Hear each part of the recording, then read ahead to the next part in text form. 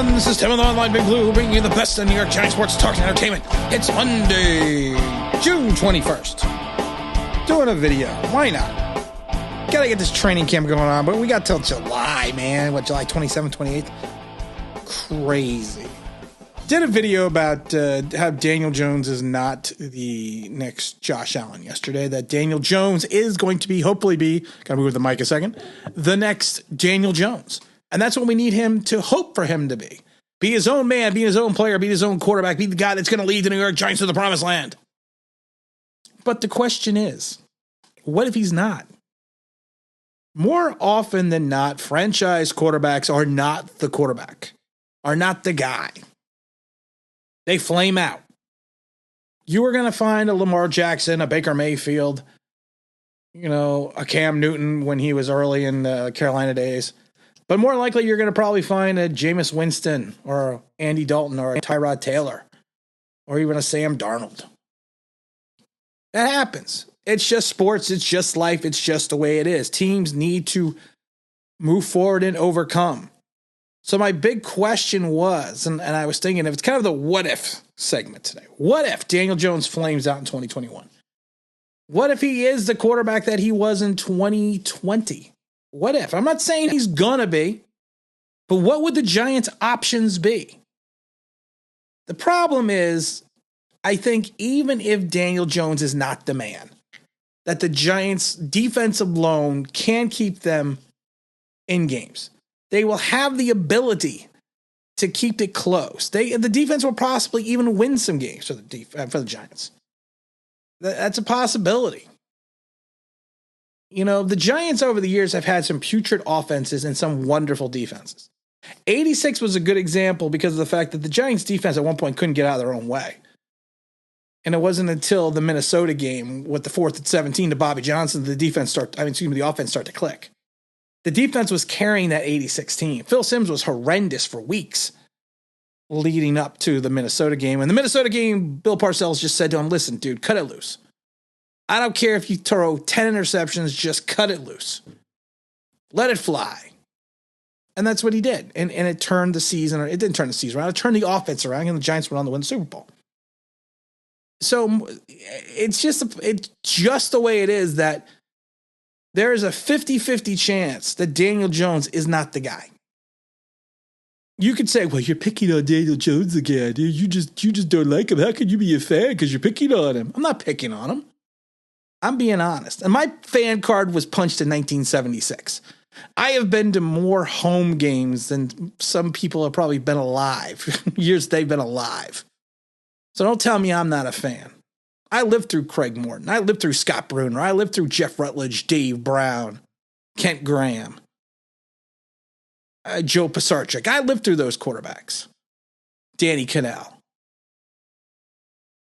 So more than likely, a lot of times you don't find the guy. It's not a big deal. It is a big deal, especially if you take him a 6 overall. But look at the Jets. They already pushed off on Sam Darnold. But what are the Giants' options if we do flame out? Let's say the Giants, I don't think the Giants are going to be a bad enough team to be picking within the top 5 or even potentially the top 10 if Daniel Jones flames out. I really don't, because I think the defense, if they can find a pass rush, if Adoree Jackson plays up to his capabilities, I think the defense has the potential to be a top 10, maybe even a top 5, if they can figure out a way to generate a pass rush. But what would they do in 2022? Take a look at the free agent market. Free agent market, the top 3 quarterbacks right now are, of course, Lamar Jackson, Josh Allen, and Baker Mayfield, but all of them are eligible for 5th-year options. So you know that they're not going to be there.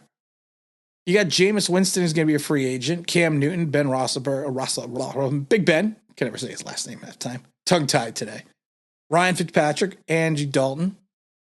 Those are going to be your big names. So you're not really going to find a guy in that free agent market in 2022 unless you make some kind of trade, unless something goes on with Aaron Rodgers. You don't know. You have to kind of hope. But I don't see that happening. And I also figure the Giants offense may not be, even if Dan Jones has a bad year, the Giants offense may not be bad if Saquon Barkley comes back. There's a lot of ifs. But what are we looking at then? We're going to be looking at the draft. Now, the worst case scenario in the draft right now for the Giants is that the Bears turn it all around. And I was talking to someone yesterday about this. I think the worst case scenario for the Giants would be if the Bears, let's say the Bears ball out, defense is what it is, Justin Fields turns out to be a good quarterback. They lead them to the Super Bowl, they lose in the Super Bowl, and they pick 31st. And then the Giants are maybe picking 15 or something similar to there. I don't know exactly where. Where does that leave the Giants then? You know, there was no way they were going to take Justin Fields. I think they would have taken Parsons if they didn't make the trade. But I have this feeling, like I had the feeling last year or 2 years ago, that Dwayne Haskins was going to be a train wreck. I have the opposite feeling about Justin Fields. I think he is going to be something special in the NFL. So potentially the Giants could be picking within the top 15, maybe even a little bit lower. Because right now Vegas and all the odds makers have them just missing out on the playoffs by a couple of games. And I could see that happening. I could also see them making the playoffs if they turn it all around. If they figure something out. But then I was looking at the draft. The big guys they're not going to get. But there's a guy in the draft from Liberty, Malik Willis, who really intrigues me. There's just something about him. Now, I watched a game against Coastal Carolina. That was the bowl game. They beat Coastal Carolina 37-34. Coastal Carolina, of course, was ranked 12th last year. They beat him in the FBC Mortgage Cure Bowl. He had an interesting game. He was 19 for 29 for 220 yards. That's 2 interceptions, 1 sack. But also ran 21 times for 137 yards and 4 touchdowns. He carried his team to that win. He's an interesting prospect. He's a redshirt senior this year. He would be the antithesis of a dual threat quarterback. Yeah, I know he's only got 1 full year started. He did transfer over from Auburn. He's not going to be the tallest guy. If he's 6'1", he's probably 6. They say he's 6'1", he's probably 6 feet. He is 215 pounds. He does have an excellent build. And now he's probably not going to grow any. But like I said, he's going to be tall. He's going to be somewhere around Lamar Jackson, taller than Kyler Murray. And he's got a toughness to him. He really does. He can hang in that pocket and take the hits. He's very tough. He reminds me some way as a ball carrier, that grit of Tim Tebow.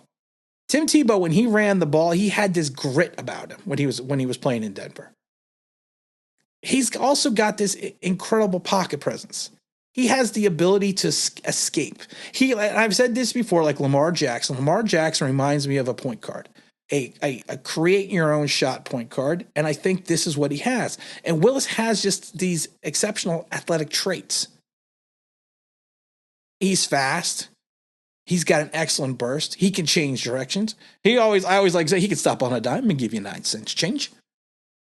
He's electric. And I think he's going to be more accurate than someone like Lamar Jackson.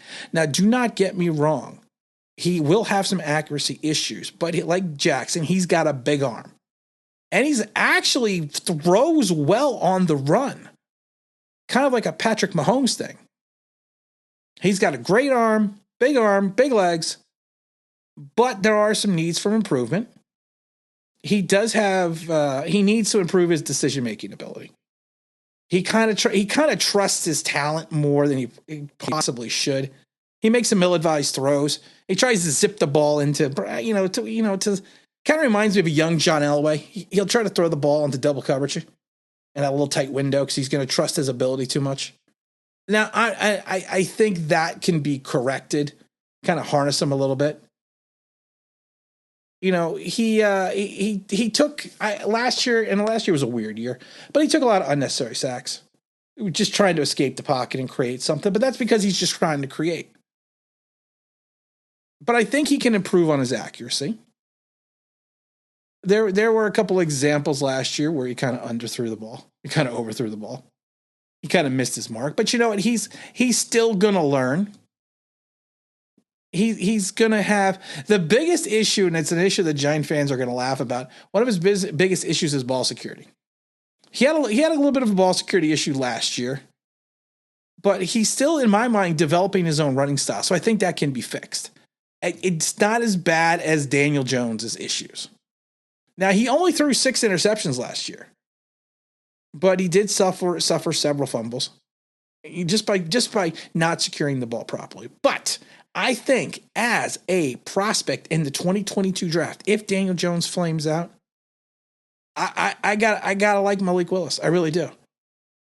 He's played against some guys, some bigger schools. The only team he played in the top 25 last year was going to be Coastal Carolina. But he has played against, he did play a couple bigger colleges last year. So he's going to have that ability. He's going to have that know-it-all. And I think that he would fit the Giants and make the offense extremely interesting. But like I said, it's only if Daniel Jones flames out. Again, this is Tim with Online Big Blue, bringing you the best of New York Giants sports talk and entertainment. And as always, if you could maybe subscribe, ring the bell, that'd be awesome.